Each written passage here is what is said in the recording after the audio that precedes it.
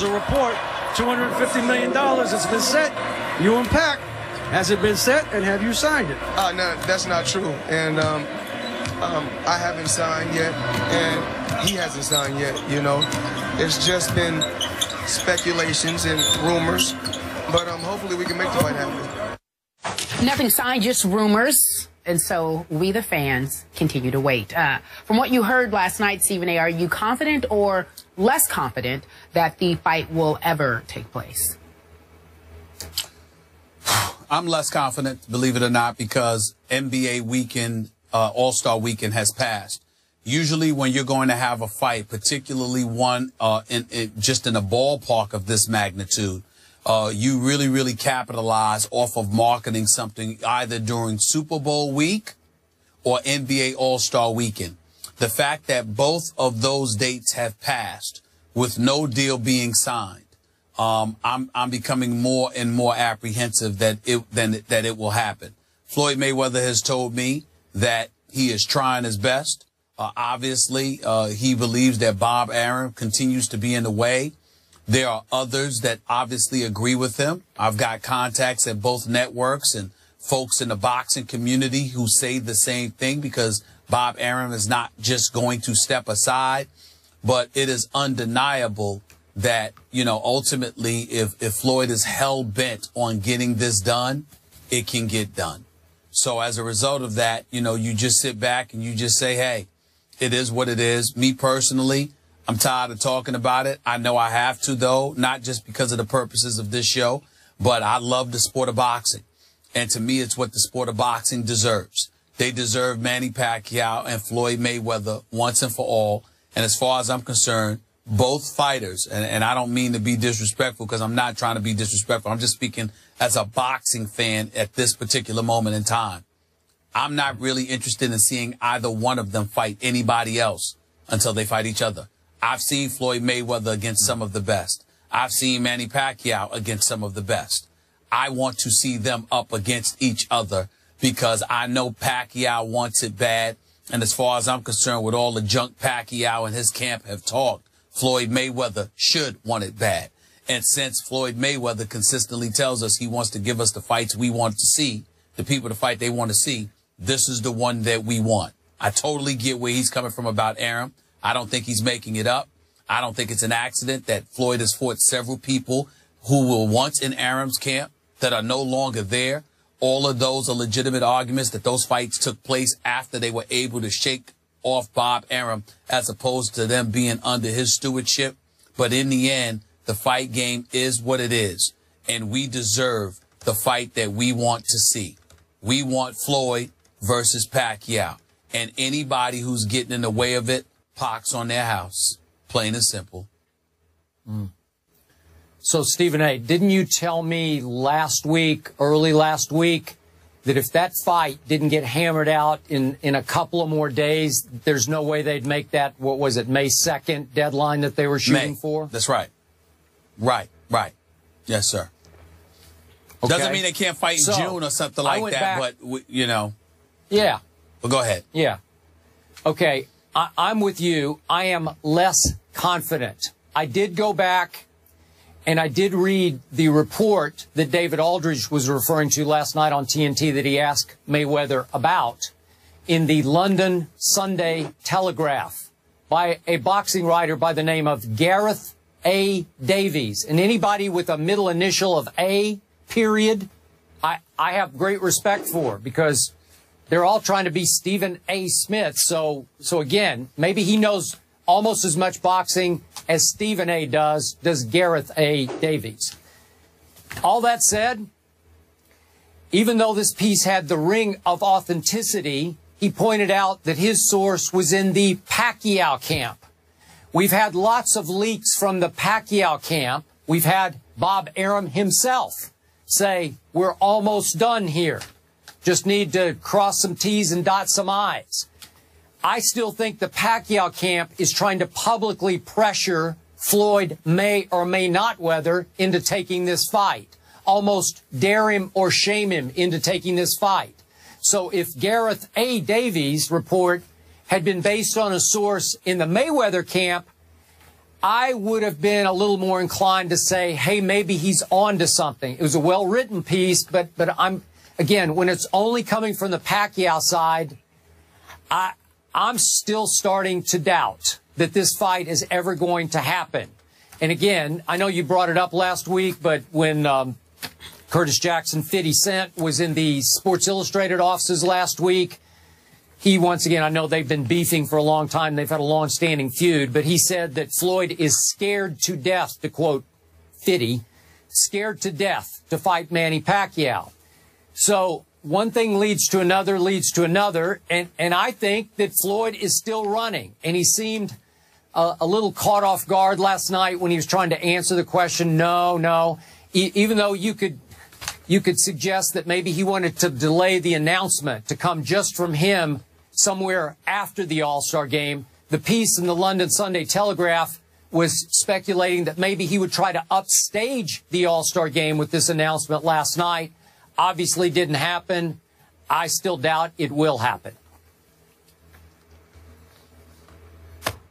Well, I can't disagree with you. I don't know. All I know is that I was disappointed when the weekend came and went, and there was no agreement. And, you know, Floyd has met with Pacquiao. He's spoken to Pacquiao. He's made that clear to all of us.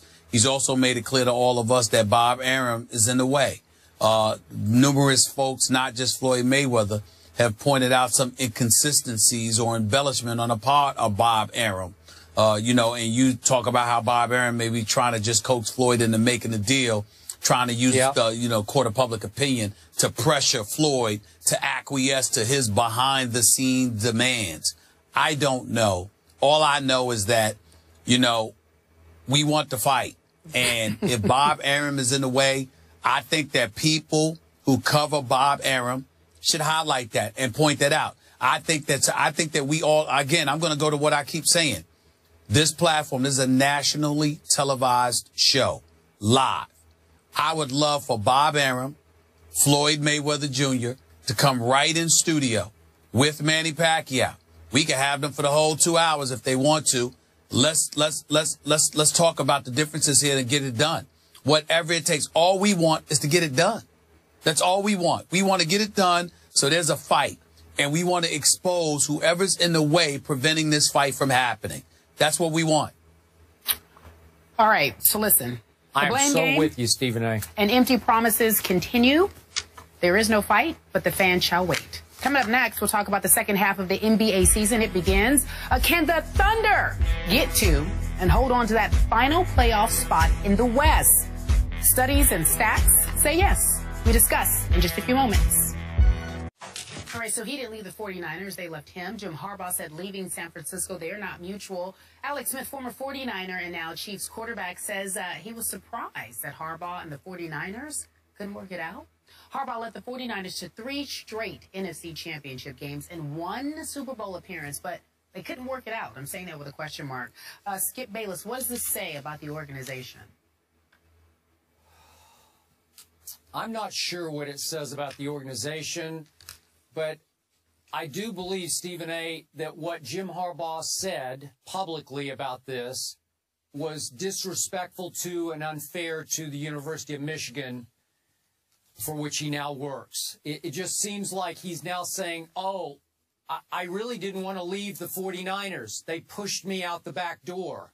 And it comes across like, well, I was pushed into a position of having to return to my alma mater, the University of Michigan. And I don't think that's going to sit real well with the people who pay his new salary. That's number one. I do understand, to Alex Smith's point, it is hard to understand how you could run off a coach who in his first 3 years got you to NFC championship games 3 times, and you did win 1 and got to a Super Bowl and barely lost that to the Baltimore Ravens. I get that. It is hard to fathom. But I also think that when I reflect back on what I went through in Dallas, Jimmy Johnson getting fired after winning Super Bowls for Jerry Jones, I knew from the inside out, Jimmy just couldn't work for Jerry anymore. He was burned out. He needed to start fresh somewhere else. He just couldn't handle it. And maybe it was with the same with Jim Harbaugh. Maybe he just couldn't get along with Trent Baalke and Jed York anymore, and he made it such that they had to say, we just can't do this anymore. So I'm sure there's both sides to a story here, but I don't like it that he dredged it back up for the sake of the University of Michigan. Well, I totally disagree with you in terms of you believing that it was disrespectful to Michigan. The man was just being honest. Everybody and their grandmother knew that he was being forced out as coach of the San Francisco 49ers. It's an NFL franchise, with a championship pedigree, an NFL franchise that he had taken to 3 consecutive NFC conference title games before last year and a Super Bowl berth, and it's the NFL. Who didn't know that he would have preferred to stay with the San Francisco 49ers as opposed to going to Michigan? Michigan would have to be blind not to know that. That's point number one. Point number two, with considering the year that they had under Brady Hoke, particularly last year when they finished 5-7, the Michigan Wolverines don't need to be worried about whether or not Harbaugh indeed would have preferred the 49ers over them. They need to be thanking their lucky stars that he chose to come and coach them, because he certainly didn't have to. With his resume as an NFL coach, there would have been other opportunities for him on the NFL level. When you consider the jobs in New York, Chicago, Atlanta, etc., there were some ideal landing spots for Jim Harbaugh to coach an NFL franchise, but he chose Michigan. So all of those things being considered, I'm not concerned about their feelings. They're very, very lucky to have him. They should be thankful they have Jim Harbaugh. And to me, this is entirely about the San Francisco 49ers organization. Tom Sula, whoever he is your new head coach. For a while there, they didn't have an offensive or defensive coordinator, didn't seem to know where they were going. Right now, there's still some question marks as to who they are and where indeed they will be going. And it seems to be that Ned York, along with Blanky, the general manager, because of egos, because of their personal opinions and feelings, may have very well put this franchise's future in jeopardy. All I can say is that Tom Sula, he better win. Because if he doesn't win, Balky and York are going to feel the heat of the locals in Northern California, because what they allowed to happen is nothing short of inexcusable. Okay, I hear what you're saying, and I agree with your final conclusion. But remember, it was portrayed that Harbaugh wanted out, that he couldn't stand working for them. He was clashing with the GM. So don't then reverse field and try to tell me, no, I wanted to stay. They pushed me out. He's basically saying he got fired when he wanted to stay. That's not the impression we were given. That's not true, Skip. We were given that impression. What we were also given was that he and Balky couldn't get along. It wasn't that he wanted to leave. Nobody said anything about Jim Harbaugh wanting to leave. It was that he and Balky had a contentious relationship. They couldn't see eye to eye. And clearly York and the hierarchy within the San Francisco 49ers organization chose the GM over the head coach. It's that simple. But it wasn't something about Jim Harbaugh wanting to leave. It was about how his relationship with upper management, and particularly Balky, was not the greatest. That was what we were hearing, not that he wanted to leave San Francisco. Okay, so I think we would both agree that the one thing they do have going for them now is that our guy Eric Mangini is the defensive coordinator. That's right. They have that going for them, because I think he'll do a hell of a job. Agreed. Here, so here. Do I. Here. Mangini, we miss you. Coming up next, DeMarcus Cousins says he doesn't respect Charles Barkley. Why is that? We will find out right after the break.